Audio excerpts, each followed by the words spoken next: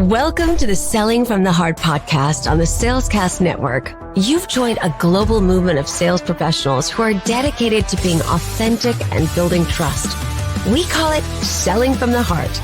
Together, we are on a mission to bring sincerity and substance to the sales profession we all love. Get ready to be inspired and equipped as we join our hosts, Larry Levine and Darrell Amy.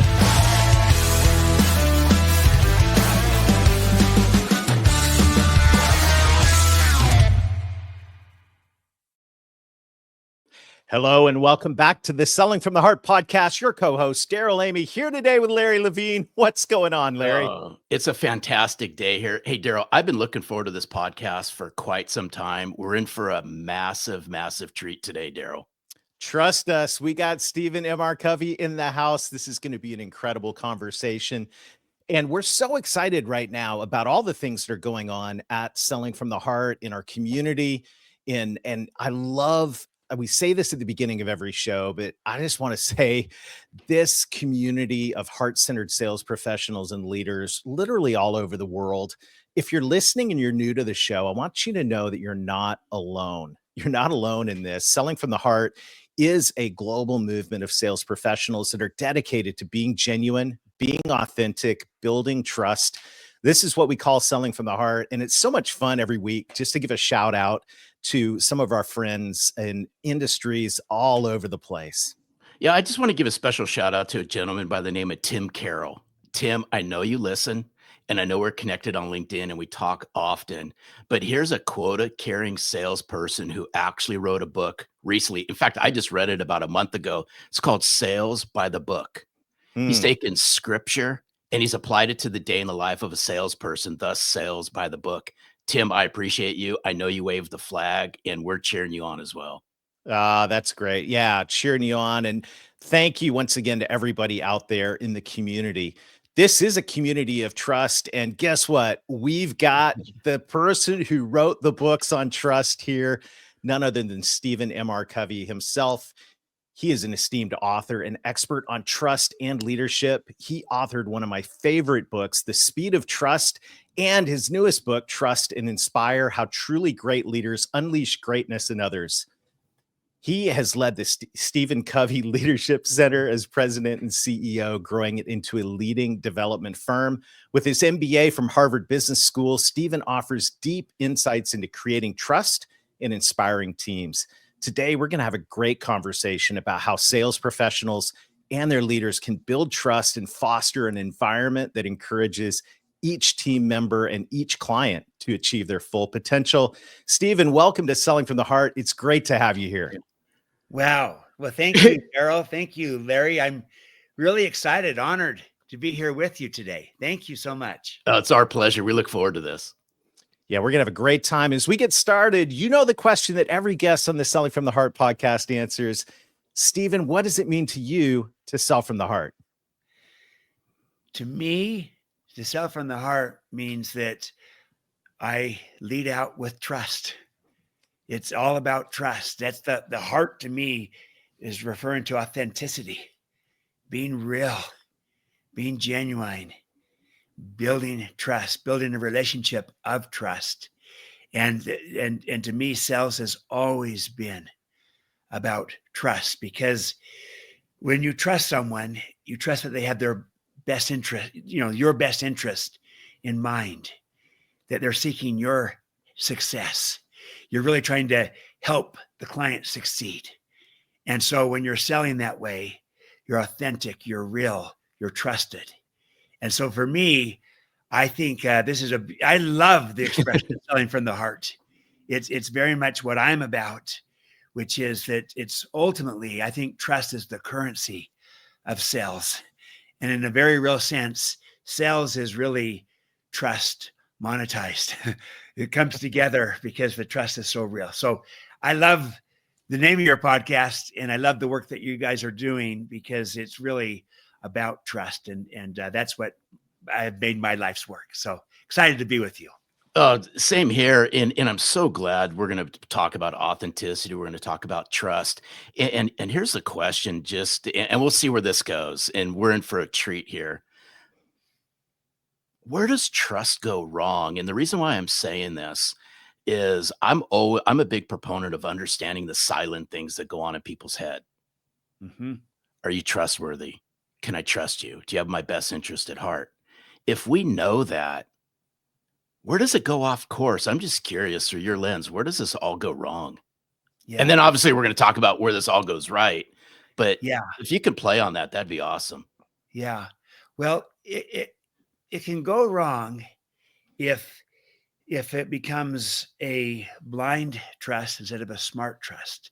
If we don't have clarity around expectations, Mm, and if we don't kind of mutually agree to a process of accountability to those expectations. See, expectations and accountability are part of how we build and mm, keep the trust. And sometimes we say, "Hey, I trust you," but the expectations aren't clear. And the danger with that is that over time we might find that we're violating expectations, even though they were never articulated. They might have been, implied or just assumed. And so I think it's vital that when anytime we're dealing with trust, that we work together to clarify expectations and to make sure that we're being accountable to those expectations. If we build that agreement up front with each other, then, in sales in particular, the whole idea is, you want to get the sale, but you also want to build a relationship of trust. And when you build expectations and accountability around the trust being given, then you'll be on target. So often where you maybe deviate off is when there's not clear expectations, or they're ill-defined or undefined or just assumed, or we're guessing expectations.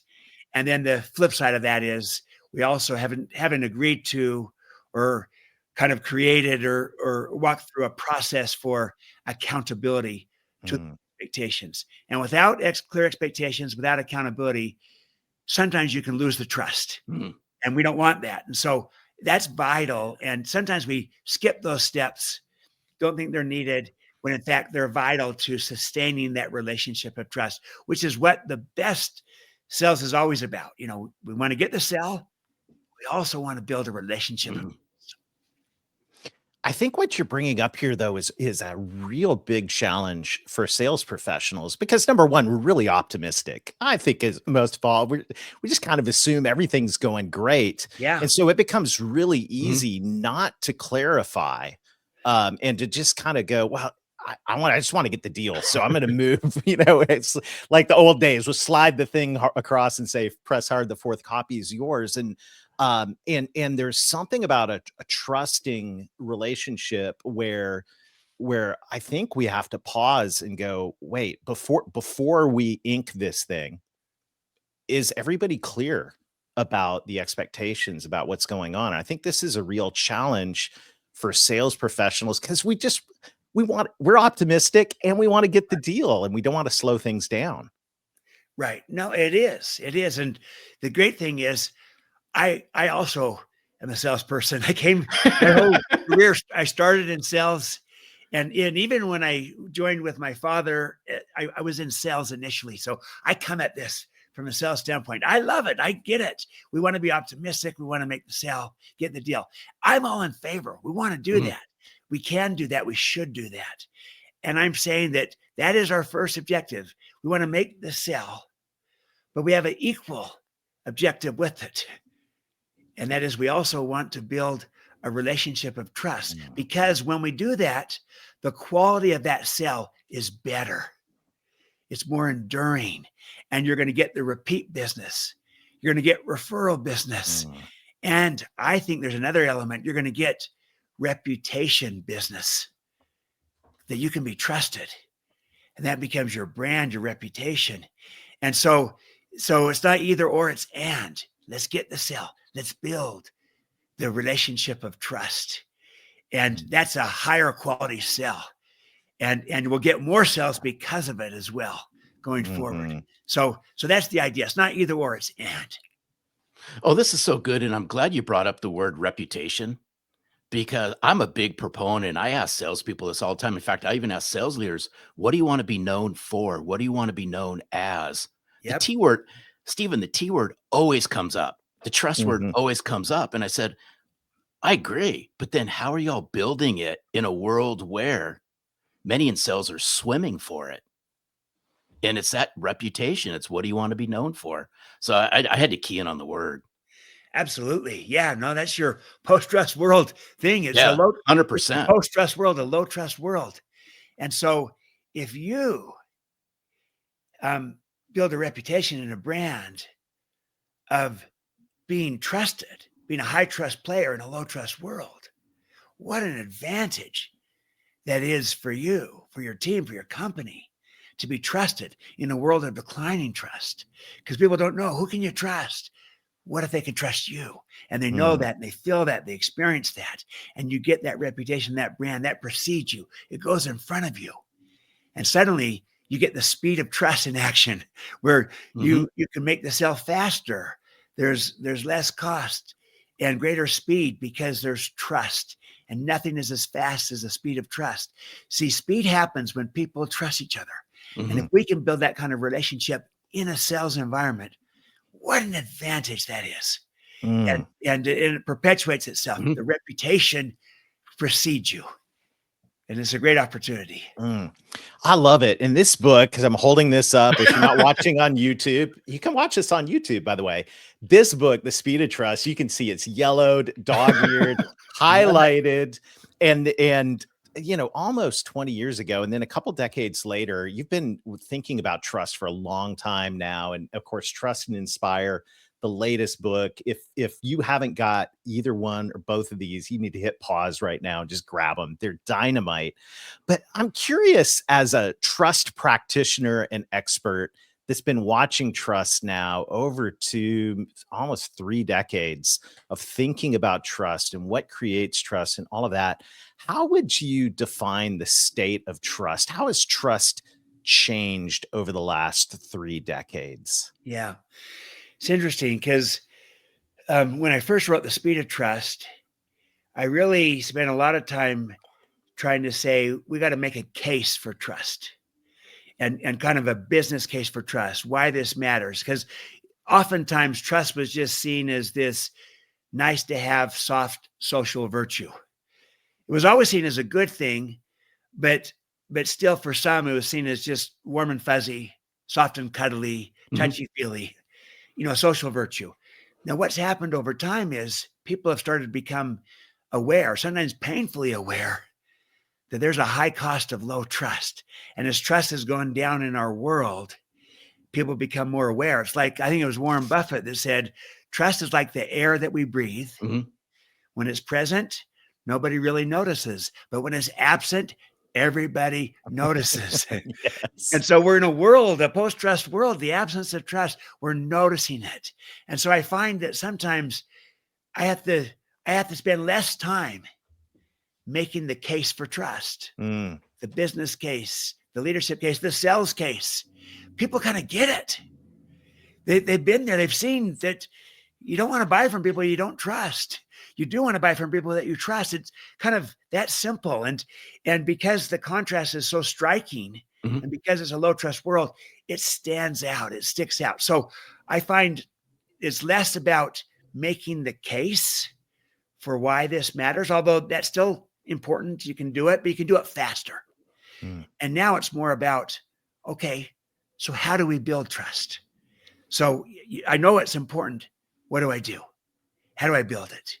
And that's where, a heavy focus in both Speed of Trust, but also Trust and Inspire, of how we build trust on purpose, Mhm. how we become intentional about building trust, how we see that as vital to differentiate ourselves in sales, and how we do it from the heart, authentically, in not as a technique, but as who we are, and how we want to be, and that our intent is always focused on helping our clients succeed, and so that we have their best interests at heart, and we ourselves are both trustworthy, but also trusting Mhm. in Mhm. order to build that trust.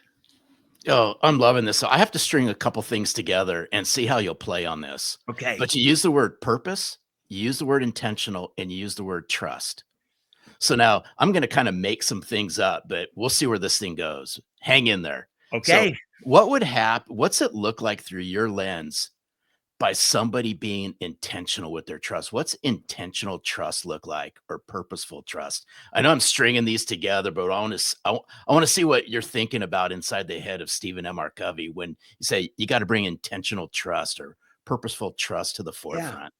It's saying this, that rather than just saying, hey, trust is the natural byproduct of just doing good business together, is if you do that Mhm.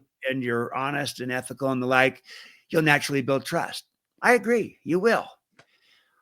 Okay, but what if also it's a very explicit objective that Mhm. you Mhm. not only want that to be the natural byproduct, you'd like it to be that, yes, but it is actually an end in mind. Again, you want to make a sale, do the deal, get the business. That's a goal. And you have another goal that's equal to it. That's Mm. intentional. It Yes. is a Mm. purpose to build that relationship of trust. And that is as much as a goal as the sell is. And so you're just elevating trust and building a relationship of trust to something that says, this is also one of our ends in mind. This is what we're trying to achieve, is we want to build a relationship of trust. And I want to build trust with you. Because if we can trust each other, everything works better. And we'll do better business. We'll both succeed better and we'll be happier. And it's more fun. And it's all those things. And so I'm just elevating trust from just a natural byproduct to Mhm. an intentional outcome or goal or purpose that we're about. And I Mhm. view that the same with, if I'm a leader of a team, I'm trying to say, look, we want to build a high trust team. If I'm a sales leader, I want to build a high trust sales team. Because think about it, it'd be incongruent if you're a sales leader to go ask people on your team who you don't trust to go out and build trust with customers. Amen.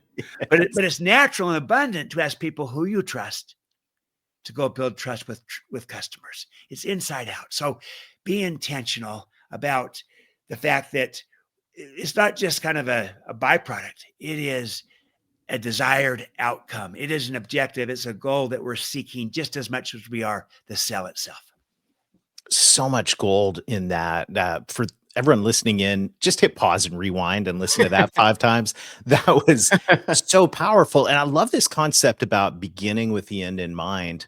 The other thing I really love about the Speed of Trust book, and once again, everyone's got to grab a copy of this. This pairs very well with Selling at Post Trust World. You're going to enjoy it because just as your father said, private victory precedes public victory. At the beginning of Speed of Trust, you talk about doing the inner work. The first wave is self-trust with, well, we got integrity, intent, capabilities, and results. Can you coach us on that for just a minute? Doing the inner work. Absolutely. Absolutely. So this is all about now building that trust in a sales relationship, on a team, in a culture, in any environment. It always starts with self. And we have to look in the mirror. And yet it's very easy to kind of say, well, I can trust as soon as he changes, she changes, Mm, they change. Mhm. It's easy to point the finger out the window, but we got to look in the mirror and say, do I trust myself? And do I give to my client, to my prospect, to my team, a person who they can trust, a leader who they can trust, a salesperson they can trust? Is it smart to trust me? And so those 4 areas, I call them the 4 cores of credibility. Credibility being the foundation of trust. I always say I want to build self-trust first. And that's both trusting myself, but also ensuring that I'm giving to others, those who I interact with, those who I'm selling to, a person who they can trust. So it's smart to trust me. And so there I'm focusing on my character, and that's my integrity and my intent. The integrity is that authenticity that you guys talk about, and that we're aligned. We do what we say we're going to do. We walk the talk. We live our values. Um, I like to say honesty is when our words match reality. Mhm. Integrity is when our reality matches our words. mm, We are who we say we are. That's integrity. That's authenticity. So integrity and then intent. The intent that best builds credibility and trust is genuine caring. When I care about the clients that I'm serving, the prospects that I'm talking to, I care about them. I care about their success. I'm trying to help them succeed. And it's genuine. So caring is the motive. The agenda is when I'm seeking mutual benefit.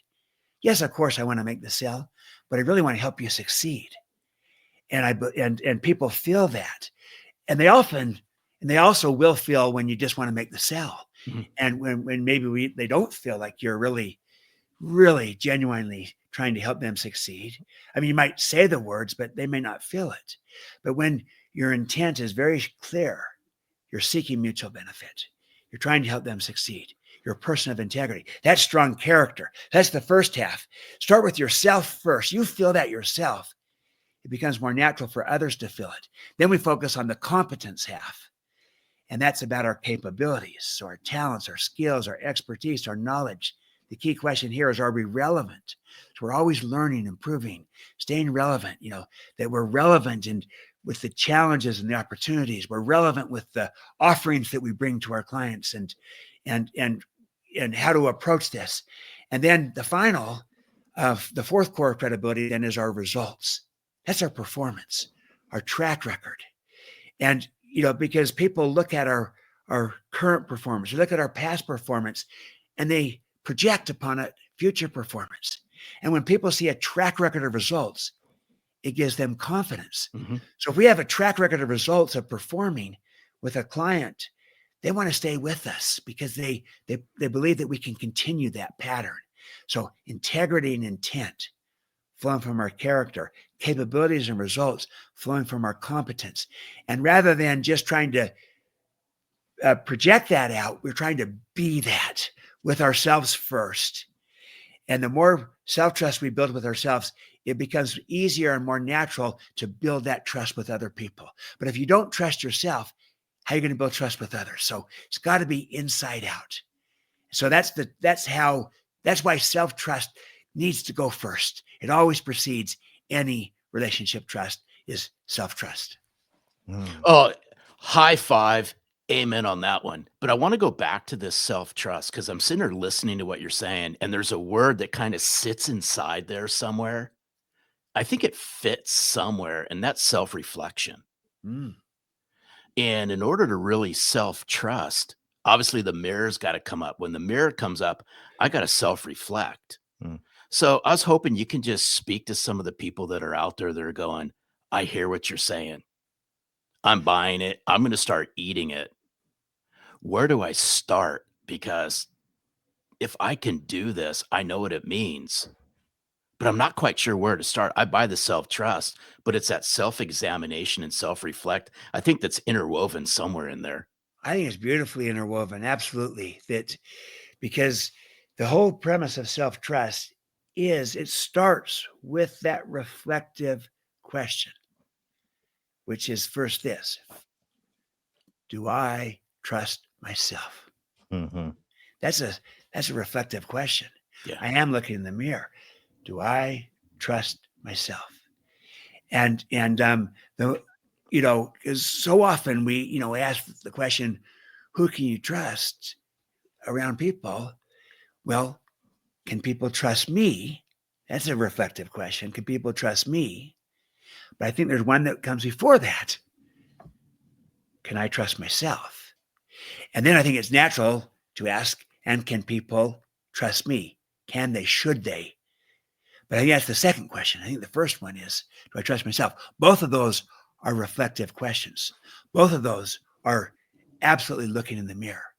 Do I trust myself? Do I give to others a person, a salesperson, a leader who they can trust? Is it smart to trust me? Can I be trusted? And so by starting with that, it's really a great way of approaching this. And it's very often that rather than looking in the mirror, as Jim Collins says, the window in the mirror. Mhm. And it's almost more human nature to look out the window, pointing the finger at everybody else and saying, can I trust this client? Can I trust this prospect? Can I trust this team member on my team? Can I trust the company, this and that. Those are all useful questions. It's not the starting question. Start with, do I trust myself? Do I give to others a person they can trust? So that self-reflection is vital. And that's exactly the idea of the window, the mirror. Look into the mirror, not out the window and pointing the finger. In the mirror, look at yourself.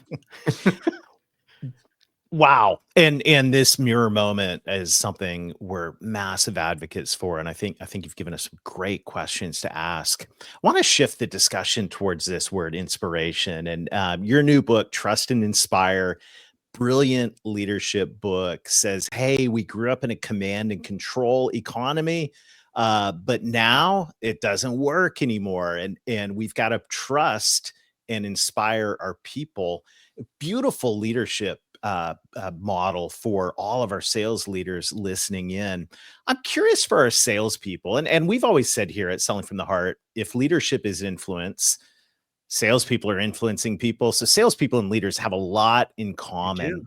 What role does inspiration play in selling in today's economy?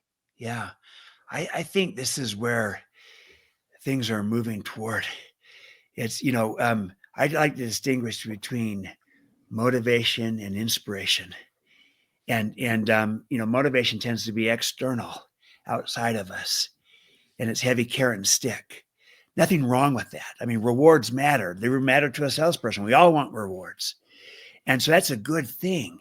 But inspiration is even a bigger idea because it builds upon motivation. So it includes motivation as the base, which is we want to get paid. We want to, that's speaking to the body, the physical needs, the economic needs. But we also have a heart, selling from the heart. We have a mind. We have a spirit. So we want the heart. We want to connect, to care, to be authentic, to be real, and to have connection, belonging. That also will inspire people. We have a mind, so we want to grow and to develop and have a growth mindset, become the best version of ourselves. We have a spirit, meaning we want purpose and meaning and contribution and significance and to make a difference, to matter. And so when you look at the whole person, body, heart, mind, spirit, then you can see how inspiring, which means inspiring is internal, it's intrinsic, it's inside of people. You're trying to light the fire within. That fire, once lit, can burn on for months, if not years, without the need for constant external stimuli. So we're trying to breathe life into. That's the Latin word for inspire, inspirare, to breathe life into relationships, into teams, into cultures, versus command and control tends to suck the life out of. Yes. So let's breathe life into this and be inspired. That's tapping into the whole person. And those four needs, body, heart, mind, spirit, which is really the physical, economic need, the social, emotional need, that's the heart, the mental, intellectual need, that's the mind, and then the meaning, purpose need, that's the spirit. So body, heart, mind, spirit, those four needs, they apply to everyone, and they apply to all organizations as well, those same four needs. So I think we go from motivation to inspiration when we look at the whole person and all four needs, and not just the economic need only. Motivation will be sufficient there. But if we go for all four needs, that's inspiration. And includes motivation at the base, the economic need, but it goes so much beyond that.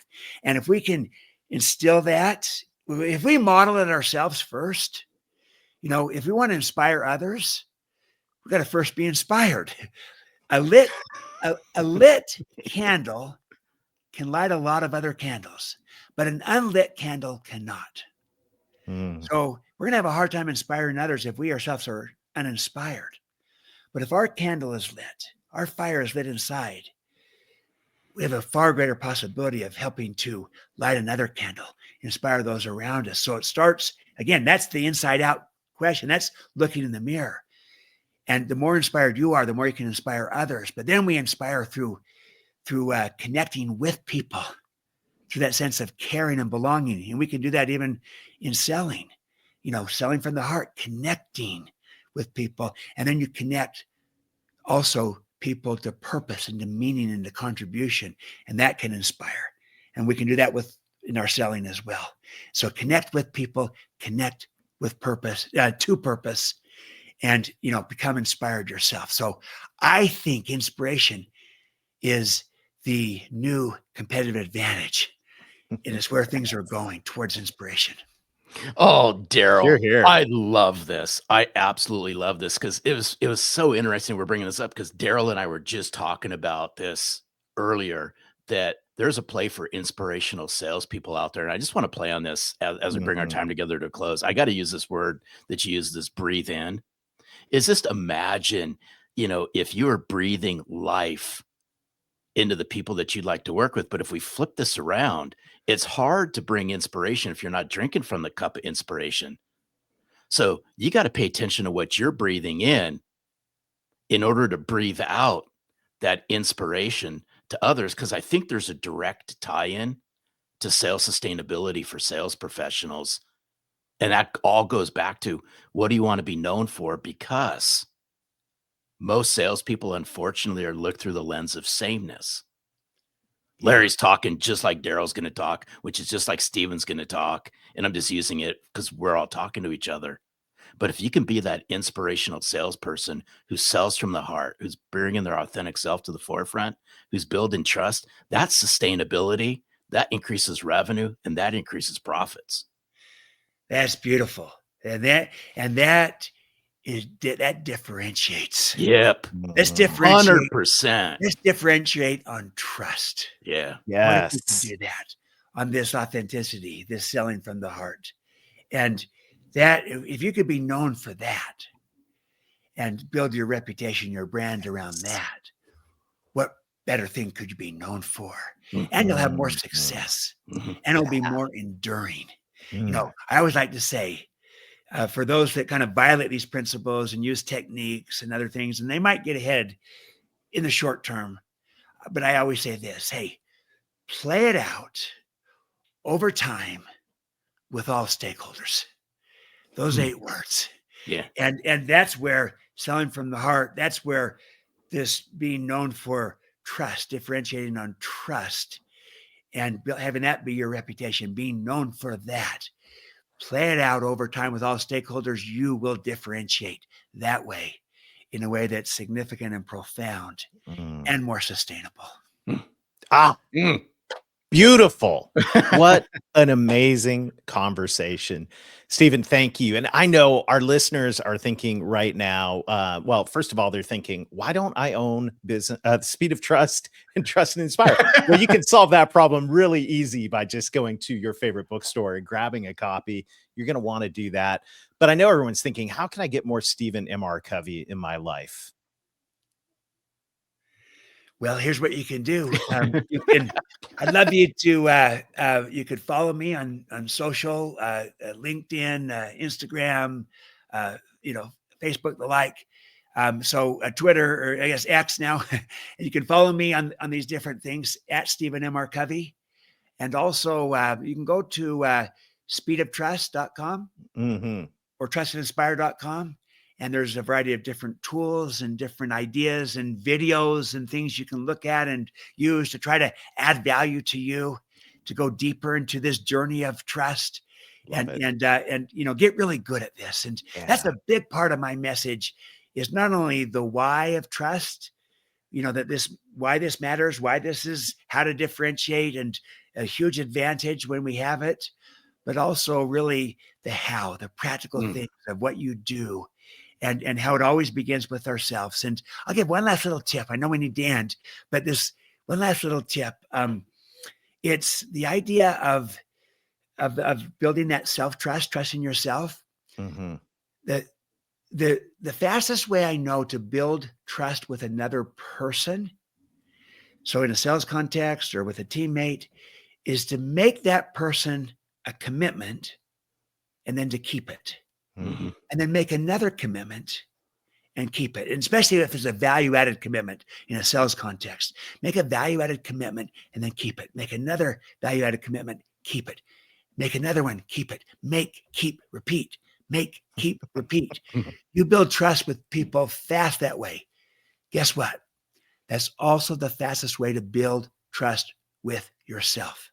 Learn to make and keep commitments to yourself in the little things. And it could be as simple as I'm setting my alarm rather than 6 o'clock in the morning to get up. I'm going to get up at 5. I'm going to go exercise. The alarm goes off. What do I do? Do I turn it off, hit the snooze and say, I need the sleep? Or do I keep that little commitment to myself? Start with that. Do I make my bed? I love Admiral William McRaven, former commander of special operations. He retires, becomes the chancellor of the Texas system, and he goes and gives a keynote address. And he says, commencement address. He says to the graduates, you want to change the world? Make your bed. And the idea is start with a small commitment that you can make and keep to yourself, and then do it and go from that commitment to the next commitment to the next commitment. And that's what I would say. You want to build self-trust? Make your bed.